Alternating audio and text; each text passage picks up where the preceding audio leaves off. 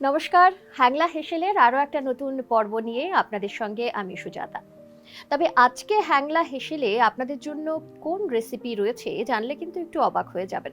এমনই একটা রেসিপি, যদিও হয়তো অনেকেই বা কেউ কেউ জানেন, কিন্তু এটা কিন্তু বলাই যায় যে অনেকেই কিন্তু আমরা জানি না। এরকম একটা রেসিপি নিয়ে আজকে আমাদের সঙ্গে রয়েছেন মনীষা দত্ত। মনীষাদি, স্বাগত জানাই তোমাকে। নমস্কার। নমস্কার। মনীষাদি, কোথা থেকে এসছো? আমি বাগবাজার থেকে এসেছি। বাগবাজার থেকে, মানে আমি শুরুতেই যেটা বলছিলাম, কারণ তোমার এই উপকরণ দেখে আর তোমার সঙ্গে যখন কথা বলছিলাম অনুষ্ঠানের আগে, আমি নিজেও একটু অবাক হয়েছিলাম। সে কারণে আমাদের যারা দর্শকরা রয়েছেন তাদেরকেও বললাম যে এমন একটা রেসিপি যেটা অনেকে জানেন আবার জানেন না। তুমিই বলো আমাদের আজকের রেসিপি কি? আজকের রেসিপি হচ্ছে পাকা কলার খোসার মাঞ্চুরিয়ান। বাহ, মাঞ্চুরিয়ান মানে খানিকটা একটু চাইনিজ ধাঁচের কিছু হবে, আবার সেটা পাকা কলার খোসা দিয়ে। বাহ, একটু অভিনব রেসিপি, সবাই বুঝতেই পারছেন। কি কি লাগছে বলো, উপকরণ কি কি লাগছে? প্রথমেই বলি, পাকা কলার খোসাটাকে ধুয়ে আমি কেটে নিয়েছি, ঝিরঝির করে কেটে নিয়েছি। আচ্ছা, হ্যাঁ। তারপরে লাগছে কাশ্মীরি লঙ্কার গুঁড়ো, আচ্ছা, হ্যাঁ, গোলমরিচের গুঁড়ো, আদা কুচি, রসুন কুচি, চালের গুঁড়ো, এটা কর্নফ্লাওয়ার, আচ্ছা, আদা বাটা, রসুন বাটা, tomato sauce, dark soya sauce, vinegar আর নুন লাগছে। আচ্ছা, এই রান্নাটা তুমি কিসে করবে, কোন তেলে করবে?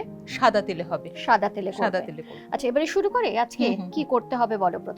প্রথমে একটা এই বোলটার মধ্যে আমি পাকা কলার খোসাটাকে, আচ্ছা, এখানে কটা পাকা কলার খোসা তুমি নিয়েছো? এটা 5টা পাকা কলার খোসা। 5টা পাকা কলার খোসা, সেটাকে খুব কুচো করে কাটা রয়েছে, তাই তো? কেটে নেওয়া হয়েছে। এবারে এটাকে তুমি বলে দিয়ে দিচ্ছ। আমি নিয়ে নিচ্ছি, পুরোটাই নিয়ে নিচ্ছ। এটা আগে কি মানে মিক্সটা তৈরি করবে তুমি? এটা একটু কিছু উপকরণ দিয়ে মেখে আমি বলের আকারে গড়ে, মাঞ্চুরিয়ান বল যেটা বলে, সেটা গড়ে নিয়ে ভেজে নেব। ভেজে তারপরে গ্রেভিটা হবে। আচ্ছা, কি কি দিয়ে মাখছো, কি লাগছে? এর মধ্যে নিচ্ছি আদা বাটা, একটা ছোট চামচ নিয়ে নিতে পারো। আদা বাটা দিচ্ছ কতটা? 1 চামচ। 1 চামচ আদা বাটা। আর কি লাগছে? রসুন বাটা। রসুন বাটা, সেটা কতটা? সেটাও 1 চামচ। 1 চামচ। এই রান্নাটা তোমার কোথা থেকে শেখা? এটা নিজের রেসিপি। মানে হঠাৎ করে ভাবলে যে এই খোসাটা কেন ফেলে দেব? হ্যাঁ হ্যাঁ, এবং সেটা দিয়ে যদি কিছু করা যায়। উপকারী জিনিস, কিন্তু পাকা কলার খোসা আমরা সবাই ফেলে দিই, কিন্তু প্রচুর এতে ভিটামিন। আচ্ছা, যার জন্য এই খোসাটাকে না ফেলে যদি কাজে লাগানো যায়। আচ্ছা, এবারে কি দিচ্ছ? এবারে নেব আমি গোলমরিচের গুঁড়ো। আরেকটা চামচ নিয়ে নাও। গোলমরিচের গুঁড়ো, সেটা কতটা দিচ্ছ? এটাই 1/2 চামচ মতন। 1/2 চামচ গোলমরিচের গুঁড়ো। এছাড়া কি লাগছে? এছাড়া লাগবে কর্নফ্লাওয়ার। এটা পুরোটাই কর্নফ্লাওয়ার দিয়ে করা যেত, কিন্তু যেহেতু পাকা কলার খোসা ভীষণ নরম জিনিস, সেই জন্য আমি একটু ক্রিস্পি হওয়ার জন্য চালের গুঁড়োটা নিয়েছি। কর্নফ্লাওয়ার দিচ্ছ 2 চামচ। 2 চামচ না, আর একটু বেশি নেব বাইন্ডিংটার জন্য। 2 চামচের একটু বেশি, কিন্তু প্রত্যেকটাই কিন্তু টিস্পুন, টেবিল স্পুন নয়, এটা একটু খেয়াল রাখবেন। হ্যাঁ, যদি প্রয়োজন হয় তখন আমি আরেকটু মেশাবো। আচ্ছা, আমি আগে মেখে দেখব। চালের গুঁড়ো 3 চামচ নিচ্ছ তুমি। আমি হাতটা ধুয়েই এসেছি। হ্যাঁ, এবারে এটাকে ভালো করে মেখে নিচ্ছি। তুমি একটু হেল্প করো না, আমি একটু নুন দাও না, নুনটা দিতে ভুলে গেছি। তুমি পরিমাণটা বলো। দেবো? হ্যাঁ দাও। আর দেবো না, আর দিও না। আচ্ছা, আমি একটু জল দেব, অল্প দেখে নাও।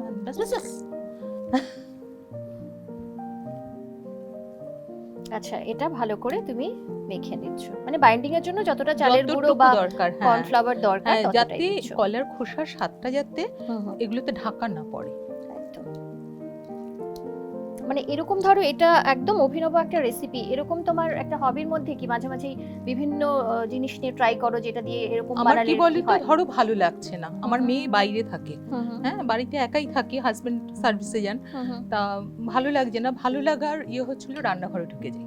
আচ্ছা, নতুন আইটেম তৈরি করি, মনটা ভালো হয়ে যায় একদম। আর সেই নতুন আইটেমের মধ্যে আজকে আমাদের জন্য একটা নতুন আইটেম চলে এলো। আমি বলগুলো গড়িয়ে রাখছি। আচ্ছা, একটা প্লেট লাগবে, তুমি ওই প্লেটটাই তুলতে পারো, এটা দিয়ে দাও।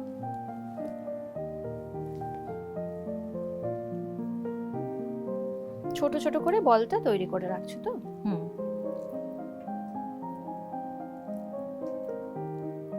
খুব একটা বেশি সময় বোধহয় লাগে না। না না, খুব তাড়াতাড়ি হয়ে যাবে, তাড়াতাড়ি হয়ে যায়। যদি এটাকে কাটতেই যেটুকু যা সময়, আর তাছাড়া তো সব ঘরেই থাকে মোটামুটি। এটা মূলত মানে কি দিয়ে খেতে হয় এই মাঞ্চুরিয়ানটা? মাঞ্চুরিয়ানটা তুমি যে কোনো জিনিস দিয়ে খেতে পারবে, পোলাও দিয়ে খেতে পারবে, ফ্রাইড রাইস দিয়ে খেতে পারবে। ফ্রাইড রাইসের সঙ্গেই যায় ভালো, ভালো যায়, যেহেতু চাইনিজ তো। হ্যাঁ হ্যাঁ, নুডলসের সঙ্গেও খেতে পারবে, নুডলসের সঙ্গেও খাওয়া যায়। এবং যারা অনেক সময় খোঁজে না ননভেজ, তো ঠিক আছে আছেই, যারা ভেজিটেরিয়ান মাঞ্চুরিয়ান তো অনেক রকম হয়, তার মধ্যে একটু অভিনবভাবে যদি কেউ খেতে চান তাহলে এটা কিন্তু বাড়িতে অবশ্যই ট্রাই করে দেখতে পারেন। শুধু মুখের স্বাদের জন্য না, এটা না খুব উপকারী জিনিস, এর মধ্যে প্রচুর পরিমাণ পটাশিয়াম রয়েছে, আয়রন রয়েছে, এটা খাওয়াটাও খুব উপকারী। আচ্ছা, তুমি এই যে নতুন নতুন রেসিপি বানাও বাড়িতে, তো বললে যে তোমার হাজবেন্ড থাকেন, উনি খেতে ভালোবাসেন? একদম না গো, আমার মেয়ে ভীষণ ভালোবাসে। আচ্ছা, আর হচ্ছিল আমার কাছে অনেকে ক্লাস করতে আসে। আচ্ছা, তুমি শেখাও? আমি শেখাই। ও আচ্ছা, মোটামুটি এটা তৈরি হয়ে গেছে, এবারে এটা দিয়ে কি করবে বলো? 9টা মতন বল হলো, হ্যাঁ, 5টা খোসাতে। অর্থাৎ 5টা কলার খোসাতে যাদের হচ্ছে, মানে যারা বাড়িতে তৈরি করবেন ভাবছেন, তারা কিন্তু একটু দেখে নেবেন, কারণ উপকরণগুলো যেগুলো রয়েছে এবং যে মিক্সচারটা রয়েছে, যেরকম আপনার বাড়িতে মানে যারা রয়েছে, যতজন মানুষ রয়েছে সেভাবে যদি বানাতে চান, একটুখানি পরিমাণটা আপনাদের চেঞ্জ করে নিতে হবে, সেটা কিন্তু একটু দেখে নিতে হবে। এবারে আমি এগুলোকে ভেজে নেব। আচ্ছা, ভাজার জন্য এবারে তোমার একটা কড়াই লাগবে। কড়াই দরকার, কোনটা লাগবে নিয়ে নাও। এটা আমি অন করে দিই। অন করতে হবে। এবারটা অন হয়ে গেছে, আর গোটাটাই তুমি করছো সাদা তেলে। হ্যাঁ, সাদা তেলে। দেখে নাও কতটা লাগবে। ব্যাস ব্যাস। আচ্ছা, এবারে তেলটা ভালো করে তেলটা একটু গরম হলে পরে আমি এগুলো কলগুলো দিয়ে দেবো। এটা তোমার লাগছে।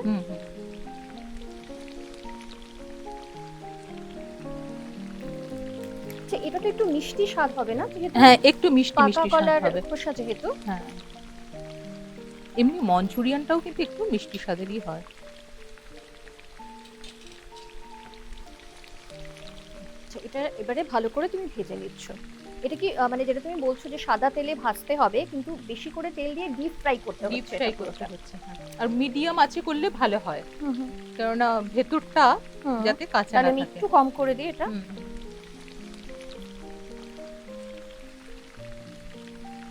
এটা তুমি বাড়িতে মেয়েকে করে খাইয়েছো? আমার মেয়ে থাকে স্কটল্যান্ডে। ও আচ্ছা, তাহলে তো হ্যাঁ বলছিলে তুমি যে মেয়ে বাইরে থাকে, তাহলে এই নতুন রেসিপিটা সে এখনো করলাম। হ্যাঁ, তারপর ও আসলে পরে তখন করে খাওয়াবো। মানে এটা তাহলে কি বলবো যে আমাদের জন্যই প্রথম তুমি বানাচ্ছো? তোমাদের জন্যই আমি প্রথম বানাচ্ছি। বাহ, আমাদের মানে আমাদের এবং আমাদের দর্শকদের জন্যই প্রথম।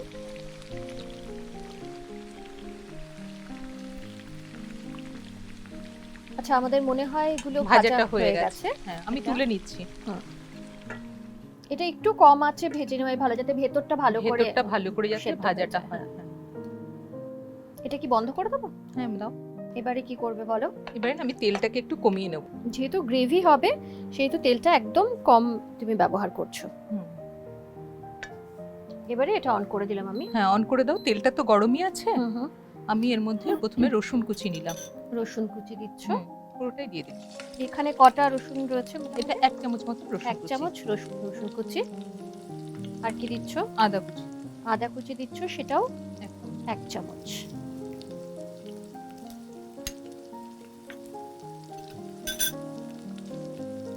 এটাকে আমি ভেজে নেবো আগে। হ্যাঁ, একটু কম করে কমিয়ে দেবো।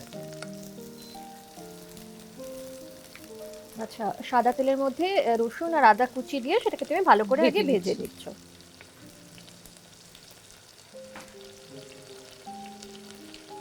আচ্ছা, এটা ভাজা হতে হতে আমি এই বোলটার মধ্যে সসগুলো মিশিয়ে নিচ্ছি।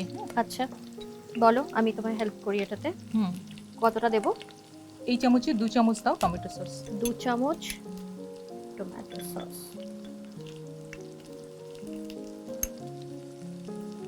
1 চামচ সয়া সস। আমাকে 1 চামচ দিয়ে দাও।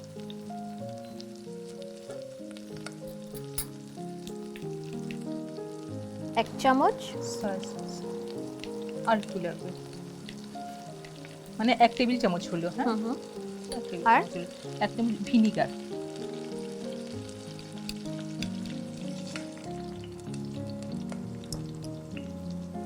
1 চামচ ভিনিগার। এটা আমি এর মধ্যে দিয়ে দিলাম। তুমি আমায় এই বাটিটা একটু জল দেবে।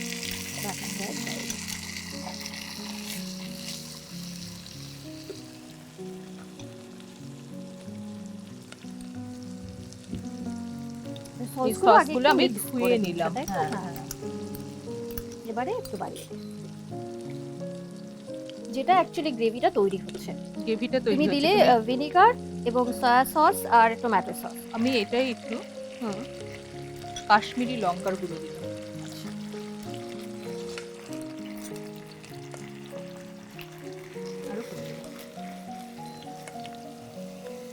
এটা একটু রঙও আসবে, একটু ঝালও হবে, দুটো কাজই একসঙ্গে করছে। তুমি আমাকে এখানে একটু জল দাও।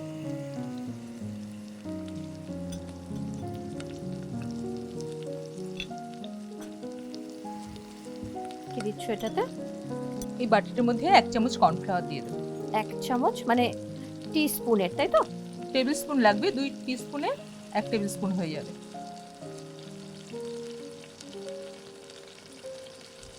ব্যাস, আর লাগছে না। কর্নফ্লাওয়ারটা জলে গুলে তুমি এর মধ্যে দিয়ে, এটা গ্রেভিটাকে একটু ঠিক করবে, তাই তো? একটু হ্যাঁ, ঘন করে দিচ্ছি।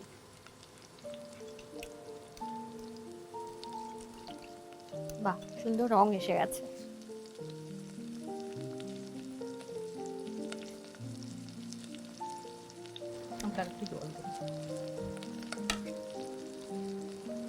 দেখে নাও কতটা দেবো। আচ্ছা, এটা একটু বাড়ে বাড়ে, কিন্তু এইটা না আমি এর মধ্যে অল্প করে নুন দেবো, কারণ সসগুলোর মধ্যে নুন থাকে, সেই জন্য খুব অল্প একটু নুন দেবো। দেখে নাও কতটা দেবে। ব্যাস ব্যাস। হ্যাঁ, একটু বারে নাড়তে হবে, না হলে কর্নফ্লাওয়ার জমে যাবে, জমে যেতে পারে। গ্রেভিটা ভালো করে করার জন্য একটু মাঝে মাঝে নেড়ে দেবেন যাতে কর্নফ্লাওয়ারটা জমে না যায়। এবারে আমি মঞ্চুরিয়ান গুলো এর মধ্যে দিয়ে দিচ্ছ। আচ্ছা, এটা একটু বাড়িয়ে দেবো। একটু বাড়িয়ে দাও।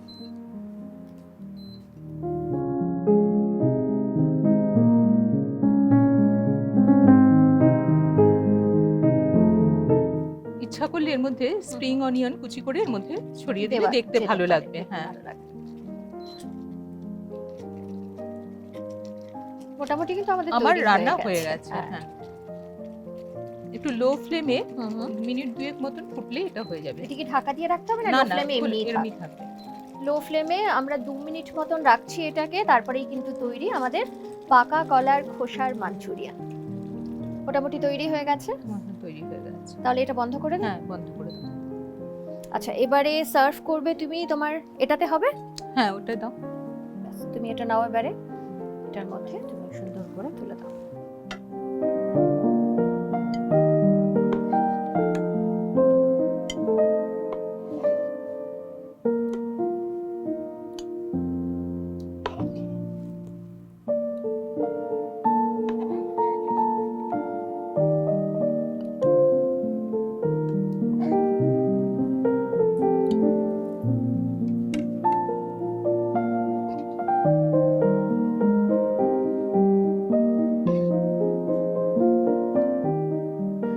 আমাদের পাকা কলার খোসার মাঞ্চুরিয়ান। আমি একটু আমাদের যারা দর্শক রয়েছেন তাদের জন্য দেখাই।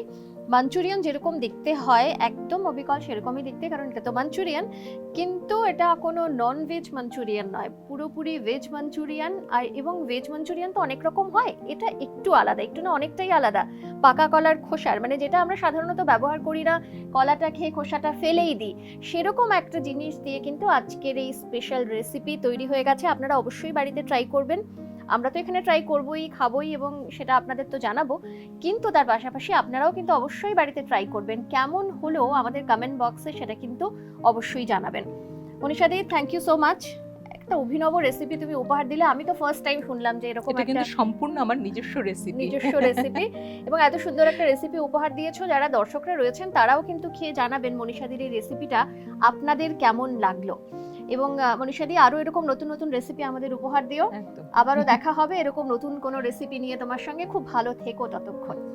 আর আপনারা যারা আমাদের সঙ্গে রয়েছেন তারা কিন্তু অবশ্যই আমাদের এই ভিডিওটি সাবস্ক্রাইব করবেন, শেয়ার করবেন এবং সঙ্গে সঙ্গে আপনাদের মতামত জানাবেন। লাইক তো রয়েছে এবং আপনাদের মতামত আমাদের কাছে কিন্তু ভীষণ গুরুত্বপূর্ণ। অনুষ্ঠান নিয়ে কোনো মতামত থাকলে সেটা যেমন জানাবেন, তার পাশাপাশি রেসিপি কেমন লাগলো সেটা জানাতেও ভুলবেন না। এভাবেই সঙ্গে থাকবেন, ভালো থাকবেন। নমস্কার।